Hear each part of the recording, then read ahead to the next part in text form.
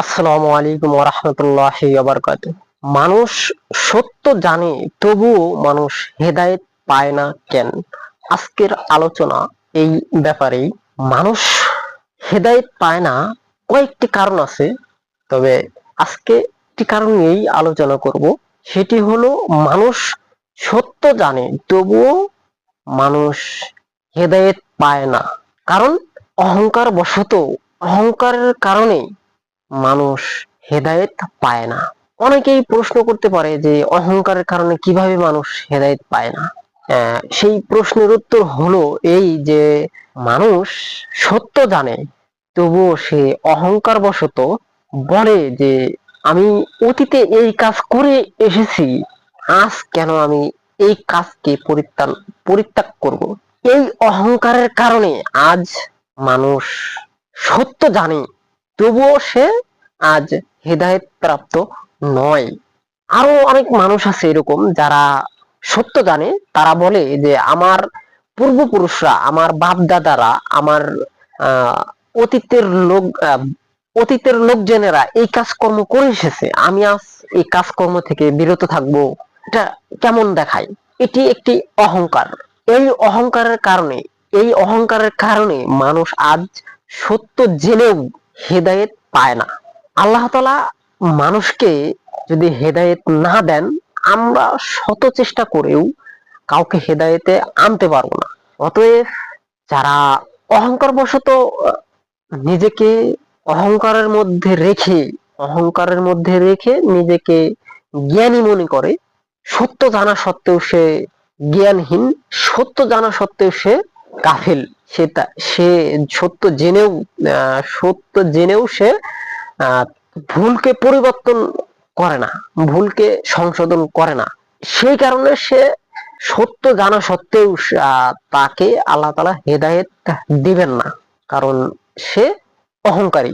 এই জন্য যখনই আমরা সত্য জানবো, যদি সেটি রসুল সাল্লাল্লাহু আলাইহি ওয়াসাল্লাম এর নির্দেশনা হয়, অবশ্যই আমাদেরকে সেই নির্দেশনাকে কঠোরভাবে আঁকড়ে ধরতে হবে এবং অতীতে যে ভুল কাজগুলো করে এসেছি, সেই ভুল কাজগুলোকে আমাদের ছেড়ে দিতে হবে। আমাদের সামনে নতুন যাই আসুক না কেন, সেটি যদি রসুল সাল্লাল্লাহু আলাইহি সাল্লাম এর নির্দেশনা অনুযায়ী হয়, অবশ্যই সেটিকে আমাদেরকে আঁকড়ে ধরে থাকতে হবে, কঠোরভাবে আঁকড়ে ধরতে হবে। অহংকার বশত যদি আমরা সেটিকে আহ আঁকড়ে না ধরি, তাহলে আমরা বা যেই হোক না কেন, সে আহ হেদায়েত প্রাপ্ত হবে না। এই জন্য আমাদেরকে যখনই যেই নির্দেশনা আসুক, যখনই নতুন যাই আমরা জানি বুঝি, রসুল সাল্লাল্লাহু আলাইহি সাল্লাম যা করেছেন সেটা হয়তো আমাদের জানার বাইরে থাকতে পারে, সেটা হয়তোবা আমরা নতুন শুনতে পারি, তবে সেটি 1400 বছর থেকেই রয়েছে, হয়তোবা আমাদের কাছে পৌঁছায়নি। তবে আমরা সেটি জানার পরে যদি আমরা সেটি আহ গ্রহণ না করি, অহংকার বশত সেটি আমরা গ্রহণ না করি, তাহলে আমরা হেদায়েত প্রাপ্ত নই, তাহলে আমরা সে হেদায়েত প্রাপ্ত হব না।